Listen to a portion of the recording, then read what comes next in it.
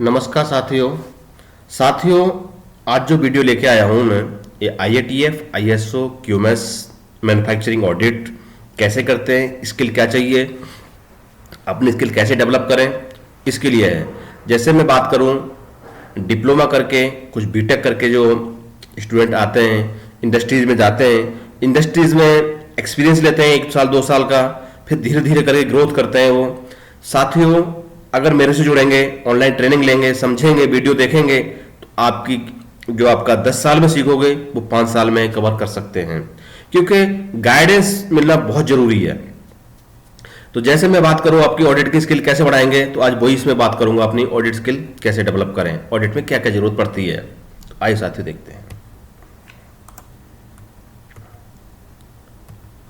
साथियों ये कुछ हमारी सर्विसेज हैं, ये सर्विस आप लेना चाहते हैं तो हमसे कांटेक्ट कर सकते हैं। जैसे बात करूं मैं IATF ISO अपनी ऑर्गेनाइजेशन में इंप्लीमेंट कराना चाहते हैं तो इंप्लीमेंट करा सकते हैं। वो डॉक्यूमेंट्स हम आपकी ऑर्गेनाइजेशन के हिसाब से प्रिपेयर करके देते हैं। अगर आपकी जो कस्टमर ऑडिट चेकशीट है उसके अकॉर्डिंग आपको डॉक्यूमेंट इंप्लीमेंट कराने हैं या डिजाइन कराने हैं तो हम वो भी डिजाइन करा के देते हैं। साथियों अगर आपको रेडीमेड चाहिए तो रेडीमेड मिलते हैं।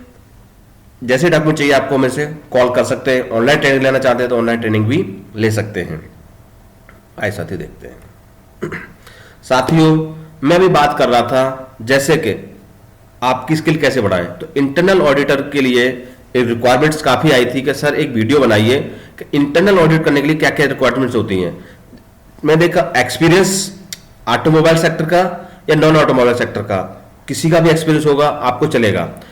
ऑटोमोबाइल सेक्टर का एक्सपीरियंस है, ऑटोमोटिव सेक्टर का एक्सपीरियंस है तो आपको IATF की स्टैंडर्ड एक्स्ट्रा बढ़ जाता है। अगर आप नॉन ऑटोमोटिव सेक्टर में जाते हैं जैसे फैब्रिक है ना, एग्रीकल्चर है, मेडिकल है, इन जो इंडस्ट्रीज होती हैं ये नॉन ऑटोमोटिव होती हैं। और ऑटोमोटिव सेक्टर होते हैं जैसे कार, बाइक, इस प्रकार के जो मैन्युफैक्चरिंग पार्ट्स बनाती है, उसके कार के पार्ट्स बनाती है, जो बाइक के पार्ट्स बनाती है, जो इंडस्ट्रीज इनके पार्ट्स बनाती हैं, मैन्युफैक्चरिंग करती हैं, वो ऑटोमोटिव सेक्टर में आती हैं। तो उनके लिए IATF स्टैंडर्ड जरूरी होता है। बाकी और इंडस्ट्रीज के लिए IATF स्टैंडर्ड जरूरी नहीं होता है, बाकी के लिए ISO लेते हैं हम। तो ISO भी कई प्रकार के होते हैं। ISO 9001 ये क्वालिटी मैनेजमेंट सिस्टम होता है और ISO 14001 इन्वायरमेंट मैनेजमेंट सिस्टम। तो इसमें क्वालिटी से रिगार्डिंग हम सीखते हैं और इसमें जो स्टैंडर्ड होता है ये इन्वायरमेंट को कंट्रोल करता है, इन्वायरमेंट के फंक्शन देता है। और 45,001 है इक्विपेशनल हेल्थ एंड सेफ्टी मैनेजमेंट, ये सेफ्टी की बात करता है, सेफ्टी प्रोडक्ट की सेफ्टी हो गई और मैन पावर की सेफ्टी हो गई, इन दोनों की बात करता है। तो इसमें स्टैंडर्ड में हम ये सीखते हैं सेफ्टी। तो साथियों आपके लिए एक्सपीरियंस होना बहुत जरूरी है, क्योंकि बिना एक्सपीरियंस के आप ऑडिट कैसे करोगे, आपको पता ही नहीं होगा फॉर्मेट्स कैसे फिल करते हैं, प्रोसीजर्स क्या होते हैं, WI क्या होती है, ठीक है। तो इन चीज के लिए पहले जाने से पहले अपना एक्सपीरियंस गहन करें। एक्सपीरियंस के बाद ट्रेनिंग्स, उसके बाद इंटरनल ऑडिट का एक सर्टिफिकेट मिलता है। तो वो ऑडिट ट्रेनिंग करने के बाद आपको एक सर्टिफिकेट प्रोवाइड करा दिया जाता है इंटरनल ऑडिटर का, फिर आप आराम से ऑडिट कर सकते हैं इंटरनल। एक्सटर्नल के लिए लीड ऑडिटर का कोर्स करना पड़ता है, तो वो भी 5 दिन का होता है, और इंटरनल ऑडिट के लिए 2 दिन का कोर्स होता है। ठीक है साथियों, तो स्टैंडर्ड की नॉलेज होना बहुत जरूरी है। आइए साथियों देखते हैं हम ISO और IATF में अपने 10 क्लोज है, जो कि पहले कम ज्यादा हुआ करते थे, अब जो है फिक्स कर दिया है क्लोज, ठीक है। और एक स्टैंडर्ड ऐसा है अभी भी इसमें 7 क्लोज हैं। वो स्टैंडर्ड कौन सा है? 19011, इसमें सिर्फ 7 क्लोज हैं। ये भी आपसे इंटरव्यू पूछा जा सकता है। तो ये इंटरनल ऑडिट के जो करते हैं उसके लिए स्टैंडर्ड बताया जाता है, ठीक है। तो साथियों मैं बात करता हूं ऑडिट स्किल बढ़ाने के लिए ऑडिट कैसे करते हैं, ठीक है। तो मैं पहले बताता हूं ऑडिट कैसे करते हैं। तो ऑडिट के लिए पहले प्लान बनाते हैं हम, कहीं से इंक्वायरी आती है, इंक्वायरी जनरेट करते हैं, उसके बाद प्लान बनाते हैं, प्लान के बाद हम फिर डिस्ट्रीब्यूट करते हैं, इस डेट को हम प्लान दे देते हैं, इस तारीख को हम ऑडिट करेंगे। ऑडिट करते हैं एविडेंस बेस पे। तो अब उसका एवेल्यूशन कैसे करेंगे, तो एवेल्यूशन मेथड क्या होता है? एवेल्यूशन मेथड होता है जो कि दिया गया है ISO 19011 जो 3rd एडिशन है, 2018 में ये रिवीजन हो गया है, एडिशन हो गया है, उसी से लिया गया है। एवेल्यूशन मेथड क्या होता है? जैसे हम गए किसी ऑडिट करने के लिए, वहां पर हम रिव्यू करते हैं रिकॉर्ड्स।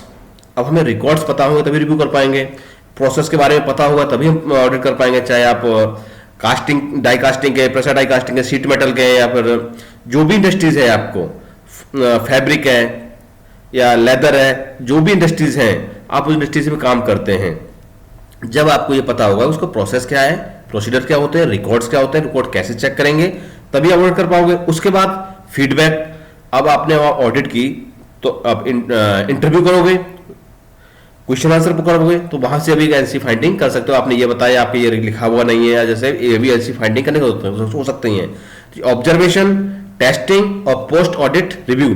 तो पोस्ट ऑडिट रिव्यू होती है जैसे कोई पुरानी एलसीज हैं उनको भी हम रिव्यू करते हैं, तो वो भी हम एक्स करते हैं। ये हमारी होती है audit finding for audit review. उसके बाद ऑडिट कंक्लूजन्स, क्या निकला, ठीक है। अब इसके लिए हमें देखो क्या हुआ, skill required for QMS auditors. तो ये ऑटोमोटिव मोबाइल सेक्टर के लिए है। तो ऑटोमोबाइल सेक्टर में क्या करते हैं हम, ऑटोमोटिव प्रोसेस अप्रोच, यानी अगर ऑटोमोटिव की बात करते हैं तो ऑटोमोटिव प्रोसेस अप्रोच और risk based thinking, customer specific requirement. अगर आपको कस्टमर की भी रिक्वायरमेंट नहीं पता होगी तो अब भी आप ऑडिट नहीं कर सकते। तो अपनी स्किल बढ़ाने के लिए पहले ऑटोमोटिव प्रोसेस अप्रोच समझना है, रिस्क बेस्ड थिंकिंग समझनी है, और कस्टमर स्पेसिफिक रिक्वायरमेंट, कस्टमर की कुछ रिक्वायरमेंट्स होती हैं उनको भी हमें सीखना है। उसके बाद मैंने बात करी थी आपको आईएसओ जो 9001 स्टैंडर्ड है। तो आईएसओ 14001 और 45001 स्टैंडर्ड है, जो भी आपके ऑर्गेनाइजेशन में स्टैंडर्ड है उनको सीखना है, क्लोज वाइज लर्न करना है, किस क्लोज में कौन सा डॉक्यूमेंट आता है और उसको ऑडिट कैसे करते हैं, मैं चेकशीट अभी दिखाऊंगा आपको अभी, ठीक है। तो अब देखते हैं, फिर आता है आपका कोर टूल रिक्वायरमेंट्स। अब कोर टूल क्या होते हैं, कोर टूल होते हैं एपीक्यूपी, पीपैप, एफएमईए, एमएसए, एसपीसी।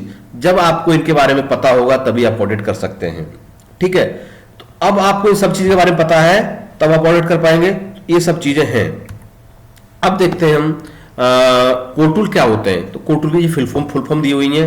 अगर आप इसकी ट्रेनिंग लेना चाहते हैं तो मेरे से कांटेक्ट कर सकते हैं, ये मेरा व्हाट्सएप नंबर था, उस पर व्हाट्सएप नंबर से कांटेक्ट करके जुड़ सकते हैं। तो अब देखो बात करते हैं एपीक्यूपी। एपीक्यूपी एडवांस प्रोडक्ट क्वालिटी प्लानिंग इसकी फुल फॉर्म है, और इसका सेकंड एडिशन है, ये 2008 में आया, नवंबर 2008 में आया था।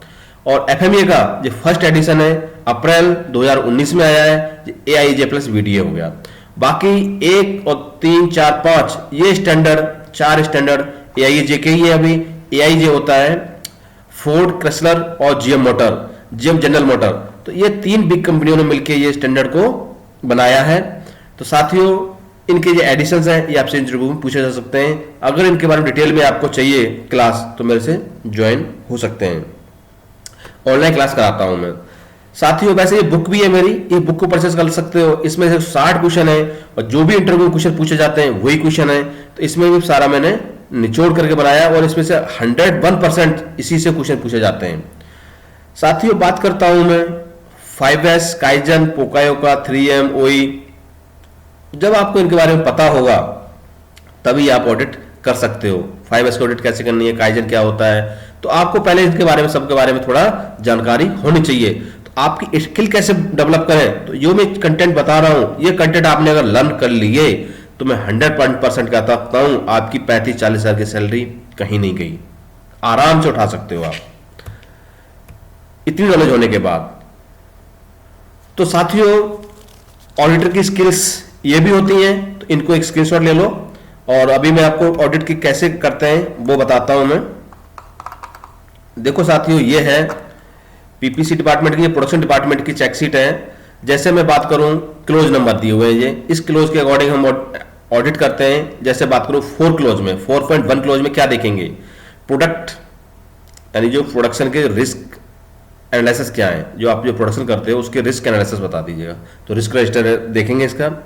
और 5.3.2 में हम देखेंगे कापा, करेक्टिव एक्शन, प्रिवेंटिव एक्शन, इस प्रकार से। अब 7.2.2 में देखेंगे हम ऑन जॉब ट्रेनिंग, उनकी इफेक्टिवनेस अपडेट है कि नहीं है, उसको ट्रेनिंग दी कि नहीं दी है, नया ऑपरेटर है तो। अब इस प्रकार से क्लोज नंबर के हिसाब से हम ट्रेन कराते हैं। तो ये आपको पता होना चाहिए किस क्लोज में कौन सा डॉक्यूमेंट यूज होगा और उस डॉक्यूमेंट बेस पे क्या होगा। तो ये लर्न होने चाहिए आपको। लर्न ना हो तो आपको पता तो होना चाहिए कि इस क्लोज में कौन सा डॉक्यूमेंट लगेगा, ये सीधी सी बात है, ठीक है। ऐसे ही आप बात करें क्वालिटी की, ठीक है, लैब की, या आपको टॉप मैनेजमेंट की, तो ये सारी चीजें सीखने के लिए सब मेरे से जुड़ना पड़ेगा, क्योंकि ये एक दिन में और एक आधे घंटे की 15 मिनट की वीडियो में ये सब कवर नहीं हो पाती हैं चीजें ये, ठीक है। तो ये सारी चीजें हैं, इनको जुड़ने के लिए तो मेरे से जुड़ना पड़ेगा आपको, ठीक है। आरएम स्टोर में बात करें तो कैसे ऑडिट करेंगे, क्या क्या पॉइंट्स है, किस क्लोज में क्या पॉइंट आएगा, वो सारी चीजें हम देखते हैं ये, ठीक है। समझ में आ रहा है साथियों? समझ में आ रहा होगा, ठीक है। अब हमने ऑडिट कर ली, उसकी रिपोर्ट्स कैसे बनाते हैं, तो ये रिपोर्ट बनाने का तरीका है, हम उसको रिपोर्ट बना देते हैं पूरा एकदम सही। और जो, हाँ ये तो पढ़ा दिया था मैंने, ठीक है, ओके। साथियों ये छोटी सी वीडियो थी, आपको कैसी लगी कमेंट करके जरूर बता सकते हैं। ओके, थैंक यू, जय हिंद।